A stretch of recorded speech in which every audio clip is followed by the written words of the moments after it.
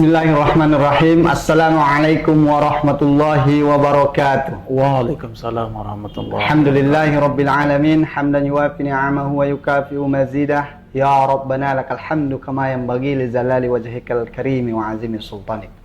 Bismillahirrahmanirrahim. Rabbi israh li sadri wa yassir li amri wahlul 'uqdatam min lisani yafqahu qawli. Pemirsa sahabat TPNU dimanapun berada yang kami banggakan, berjumpa lagi di program yang sama, di hari yang berbeda dan dengan narasumber yang berbeda juga.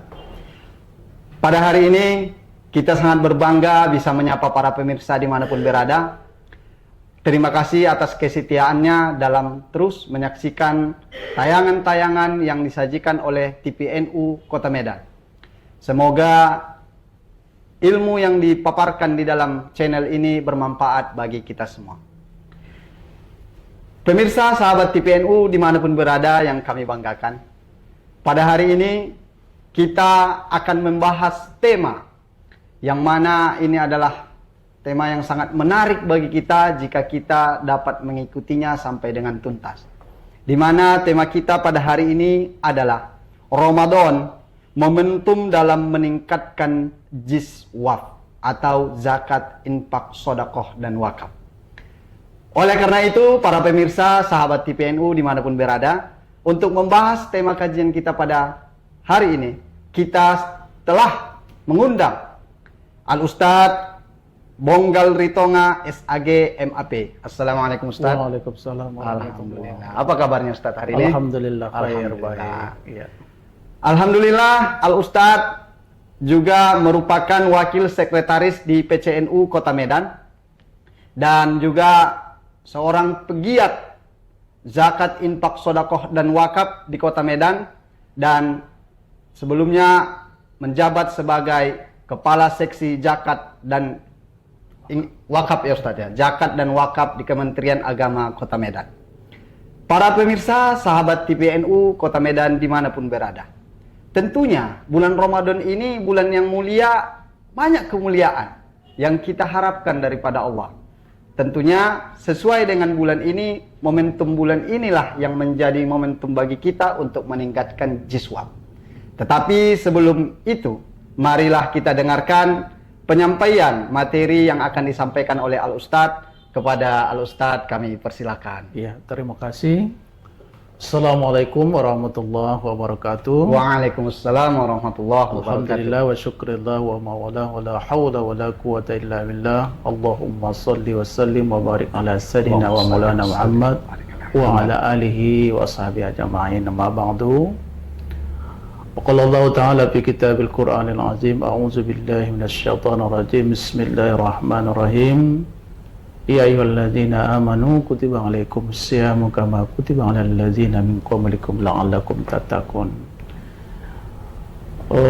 Saudara-saudara pemirsa TPNU yang berbahagia, yang dimuliakan Allah, dengan rasa syukur kita pada hari ini berjumpa dalam kesempatan bincang-bincang atau membicarakan tentang momentum Ramadan dalam rangka peningkatan ibadah di bidang sedekah dan wakaf. Hal ini tentunya menjadi sebuah kesempatan bagi kita yang diberikan oleh Allah. Tentunya momentum yang seperti ini harus kita pergunakan. Betul Ustaz. Harus kita raih, harus kita jemput, dan harus kita lestarikan. Menjadi sebuah budaya, tidak hanya semacam kewajiban semata, tetapi merupakan panggilan jiwa atau merupakan kebutuhan hidup. Karena dalam kesalehan itu, dalam konsep secara Islam, tidak hanya konsep secara kualitas individual, tetapi kesalehan itu harus bersifat sosial. Bersifat sosial. Jadi kesalehan Ramadan itu harus menjelma bagi pengamalkannya untuk menimbulkan suasana kesalehan sosial. Nah, jadi Ramadan momentum ini dapat kita upayakan menjadi sebuah kesempatan bagi kita untuk meraih kebajikan-kebajikan yang lainnya seperti yang disampaikan Ustaz tadi. Ya. Di dalam sebuah hadis Rasulullah SAW mengatakan bahwa Abdullah sedekah itu Ramadan, sebagaimana yang diriwayatkan oleh Anas, yang diriwayatkan oleh Tirmizi, bahwa sebaik-baik sedekah itu sedekah yang dilakukan atau dilaksanakan di bulan Ramadan. Di bulan Ramadan, Ustaz ya. Jadi bukan berarti di bulan-bulan lain tidak, tetapi Ramadan ini lebih lagi. Artinya ada timbul rasa empati kepada tetangga atau fakir dan miskin atau para kaum du'afa, agar kiranya juga merasakan bahagianya memiliki agama dan memiliki saudara-saudara yang seiman dan seakidah. Itu dia. Jadi oleh karenanya itulah yang harus benar-benar kita lestarikan. Tapi kita melihat bahwa akhir-akhir ini trust masyarakat terhadap lembaga-lembaga yang mengakomodir, menata pengelolaan infak, sedekah dan wakaf ini agak kurang. Kenapa? Itu mungkin banyak faktor yang melatar belakangi ketika hal-hal ini digaungkan di tengah-tengah masyarakat. Sambutan yang dingin, sambutan yang sedikit skeptis dari masyarakat kita nampak terlihat dalam kehidupan nyata. Kita yakini bahwa beberapa pendapat analisis dari para pakar mengatakan bahwa budaya sosial Indonesia itu terbaik di dunia. Budaya sosial Indonesia itu terbaik di dunia. Tetapi dalam satu momen yang lain, terasa bagi kita bahwa orang-orang atau lembaga yang mengelola infak, sedekah maupun dompet apa yang lainnya itu nampaknya kurang mendapat responsif dari masyarakat. Kenapa? Karena berbagai pribadi-pribadi yang ada di dalamnya itu belum betul-betul tulus dan ikhlas mengelola mengelola harta umat ini untuk sehingga dia bermanfaat secara ekonomi, ya kan? Kita masih melihat bahwa di dalam kesempatan yang lain ada yang meningkat sangat luar biasa, tetapi ketika itu kita terjemahkan di dalam kehidupan yang lainnya, dia agak sedikit tidak disambut. Kenapa? Karena trust masyarakat kepada person-person pengelola itu kurang. Nah, kira-kira ini yang menjadi latar belakang. Menurut data yang kita miliki di Kota Medan, sesungguhnya potensi zakat, infak, sedekah di Kota Medan itu sekitar 60, minimal 60 miliar. 60 miliar per tahun, Ustaz. Per tahun. Menurut data yang pernah kita diskusikan dengan berbagai narasumber, itu 60 miliar. Tetapi kalau kita melihat dan mendengar beberapa komunikasi kita dengan pihak pengurus Basnas maupun lembaga zakat maupun dompet du'afa, itu sangat kecil sekali. Kalau Kota Medan itu sekitar masih di bawah 1 miliar untuk beberapa tahun. Mungkin beberapa tahun belakangan ini sudah meningkat karena ada upaya dari pemerintah kota untuk seluruh PNS itu wajib dipotong zakat dan infak. Berarti dari data peluang yang seharusnya 60 miliar per tahun, realisasi baru terrealisasi 1 miliar lebih, Ustaz. 1 miliar lebih. Padahal kalau ini terlaksana dan ini ditunaikan oleh seluruh umat Islam yang berhak dan berkewajiban mengeluarkan zakat dan disalurkan kepada umat Islam yang berhak mendapatkan, mungkin akan meningkatkan kesejahteraan bagi masyarakat, Ustaz ya. Iya, nampaknya kalau itu kan minimal. Iya, belum lagi maksimal. Kalau kita data bahwa orang-orang yang kaya di Kota Medan khususnya maupun di lingkungan atau di sekitar Kota Medan itu nampaknya peluang untuk 60 miliar itu sangat sedikit sekali dan nyata dan bisa diwujudkan. Tetapi itu tadi, kalau kita bertanya langsung kepada armia tersebut, Pak, kenapa tidak menyalurkan infak sedekahnya melalui lembaga? Karena beberapa faktor di antaranya adalah karena kita percayaan itu. Dia langsung merasakan kalau dia yang memberi itu jauh lebih baik daripada melalui lembaga. Padahal menurut para ahli, jika dikelola secara lembaga, uang yang sedikit bisa dikumpul dengan banyak dan bisa dimasuk menjadi program prioritas. Mana yang lebih unggulkan? Apakah fakir miskin? Apakah dia anak yatim? Atau apakah dia pendidikan dan lain sebagainya? Tetapi ini kan kalau kita melihat bahwa infak sedekah yang dilakukan oleh umat ini lebih banyak dia bersifat konsumtif, bukan menimbulkan atau mendidik, membuat satu sumber daya manusia yang berkualitas. Nah, itu dia. Jadi Ustadz, kembali ke tema yang kita angkat pada hari ini, Ramadan. Momentum untuk meningkatkan jiswab ini, zakat, infak, sedekah dan wakaf ini. Apa kira-kira pandangan Ustadz dari momentum Ramadan yang sudah kita lakukan sebelum-sebelumnya dan sekarang yang sedang kita jalani? Bagaimana animo masyarakat ini dalam menunaikan zakat, infak, sedekah ataupun wakafnya? Sebenarnya kalau seperti yang saya sampaikan tadi, bahwa budaya kualitas sosial ya, kehidupan sosial kita itu secara menyeluruh, secara umum itu udah baik. Tinggal dikelola secara lembaganya yang kurang. Secara lembaganya. Kalau untuk berzakat, saya bisa mengatakan, karena sudah sering melakukan komunikasi dengan para agnia di Kota Medan, itu bukan mereka tidak berzakat, bukan tidak berinfak, bukan tidak bersedekah, tidak. Tetapi mereka tidak mau melalui lembaga yang sudah diatur oleh pemerintah. Berarti langsung kepada yang berhak.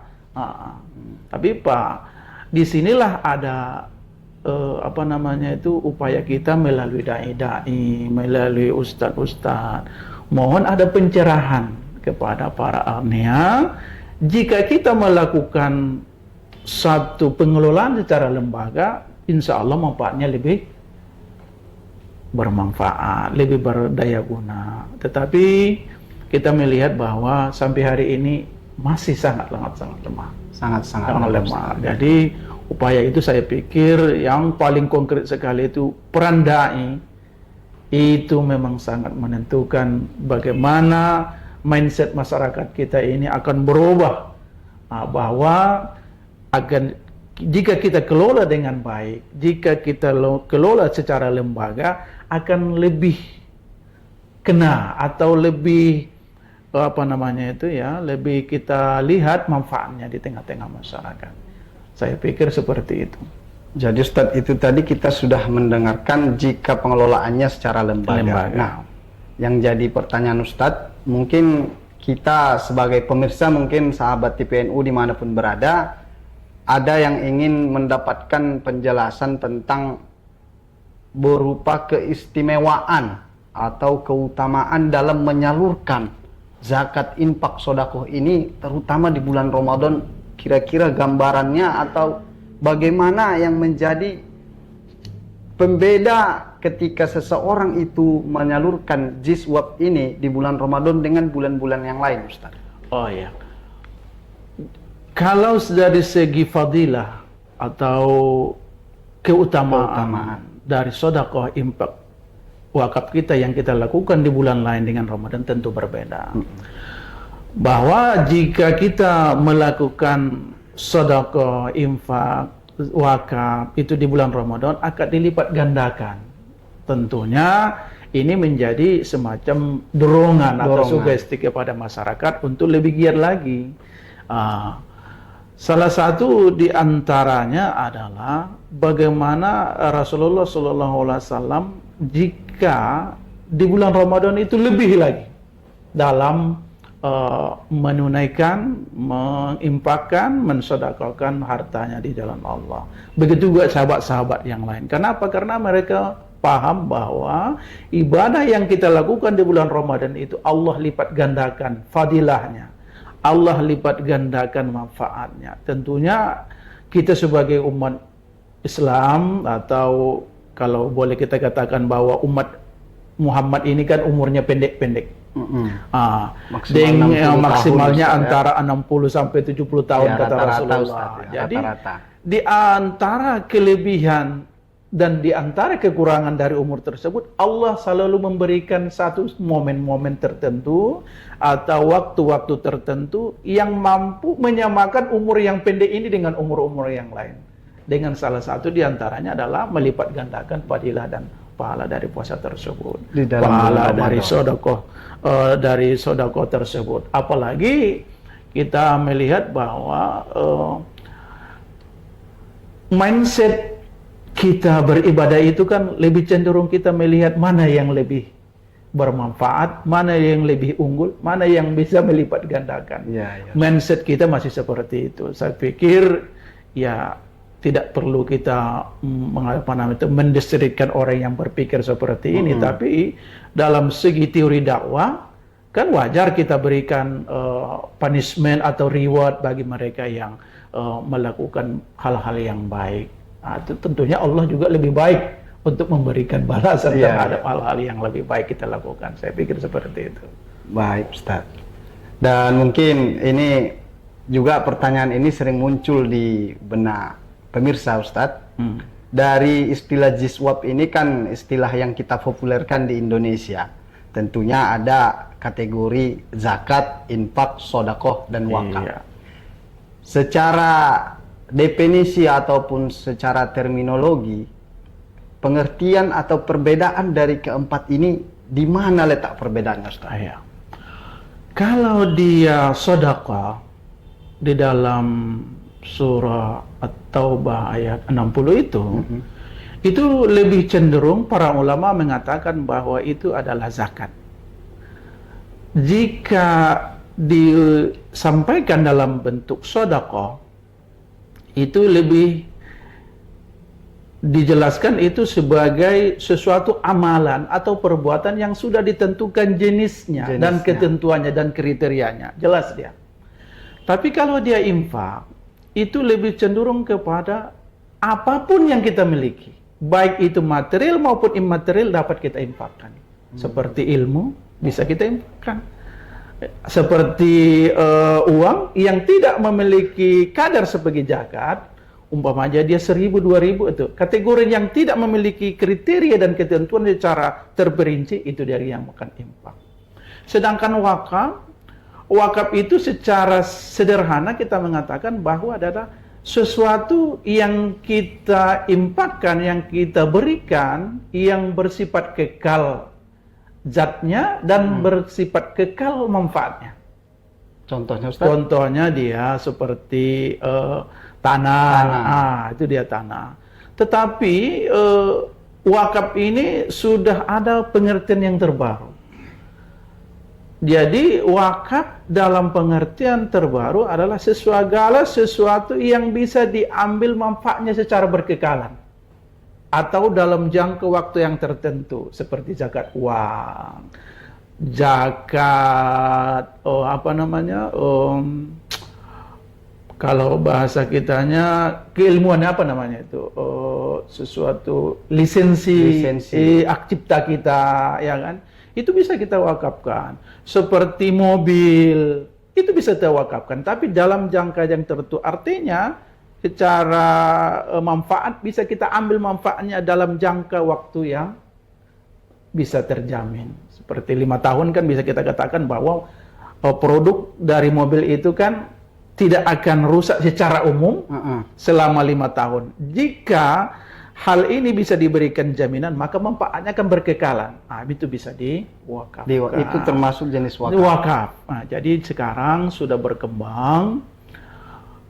Wakaf ini merupakan salah satu ikon untuk meningkatkan keekonomian umat. Seperti yang kita lihat dari zaman Umar, seperti yang kurmanya, yaitu Ya, kan kurmanya yang di Khaybar, diwakafkan. ya kan. Baru yang kedua sumurnya Utsman, tata kelola ekonominya Utsman yang sampai hari ini menjadi ikon itu masih ada itu. Oh, baru yang kedua bagaimana Mesir, bagaimana Turki, bagaimana Singapura lebih maju dari kita dalam mengelola harta benda wakaf. Kita lebih bersentuh, kalau menurut penelitian 80% wakaf yang ada di Indonesia itu masih konsumtif. Kuburan, ya kan, masjid, sholat, tapi belum seperti yang ada di Turki. Turki sudah berkembang, dia berbentuk universitas, sudah ada berbentuk losmen, usaha-usaha hotel-hotelan, sudah ada dalam bentuk SPBU atau apa namanya itu ya, pengelola minyak itu SPBU ya kan, supaya Indonesia bahasanya SPBU lah ya kan. Tapi kalau di Indonesia kita lah di Kota Medan itu belum. Padahal kalau kita melihat bahwa potensi Kota Medan ini kan apa namanya ya, kota metropolitan, iya, Ustaz, nomor ya. 3 lah ya, atau nomor 2 terbesar di se-Indonesia ya kan. Tetapi kita melihat bahwa hak cipta dari orang-orang yang memiliki ketinggian keilmuannya belum bisa kita jakatkan, karena ada beberapa faktor yang membuat itu belum bisa kita relasikan di sini. Salah satu di antaranya adalah lembaga yang mendapat lisensi atau legalisasi dari pemerintah tentang penjamin hak cipta ceruk dari lembaga syariah, lembaga keuangan syariah tersebut. Ya gitu. Masya Allah, subhanallah. Materi ini sungguh sangat bermanfaat bagi kita, karena yang momentum Ramadan ini yang kita harapkan, kemuliaannya tentu ada beberapa yang tidak boleh kita tinggalkan tadi, Ustaz, ya, yang berupa zakat yang paling utama, yang mungkin pada bulan ini juga ada suatu kewajiban bagi setiap muslim sampai nanti dapatnya sholat Idul Fitri, Ustaz, ya, yaitu zakat fitrah mungkin. Selain itu ada mungkin zakat mal ya. Para pemirsa, sahabat TPNU dimanapun berada, kita sudah mendengarkan penjelasan dari Al-Ustadz mengenai topik atau tema yang kita bahas pada hari ini, yaitu Ramadan, momentum untuk meningkatkan zakat, infak, dan sedekah. Tentunya apa yang menjadi paparan tadi itu adalah suatu motivasi bagi kita, suatu dorongan bagi kita untuk memanfaatkan Ramadan ini sebagai momentumnya untuk meningkatkannya. Nah, jadi yang menjadi utama bagi kita adalah niat kita itu harus terus kita murnikan karena Allah, ya Ustaz, ya. Jadi para pemirsa, sahabat TPNU dimanapun berada yang kami banggakan, untuk lebih menyimpulkan dari penyampaian materi dari Al-Ustadz kita pada hari ini, maka mari kita sama-sama saksikan dan dengarkan penutup ataupun closing statement dari Al-Ustadz mengenai tema kita, Ramadan, momentum meningkatkan zakat, infak, sedekah, dan wakaf. Kepada Ustadz mohon diberikan penutup atau kata-kata kesimpulan, kalimat penyimpul daripada tema ini, Ustadz. Terima kasih sahabat TPNU Kota Medan yang kami banggakan, yang kami muliakan. Ramadan adalah merupakan kesempatan terbaik bagi umat Islam untuk memperbaiki atau muhasabah. Salah satu di antaranya adalah bagaimana kita mampu meningkatkan kesalehan individual dibarengi dengan kesalehan sosial.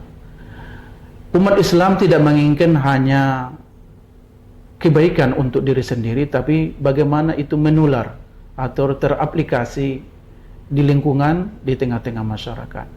Sehingga momentum Ramadan tahun ini mampu kiranya memberikan dorongan atau sugesti bagi kita untuk meningkatkan secara kualitas maupun kuantitas ibadah yang kita lakukan.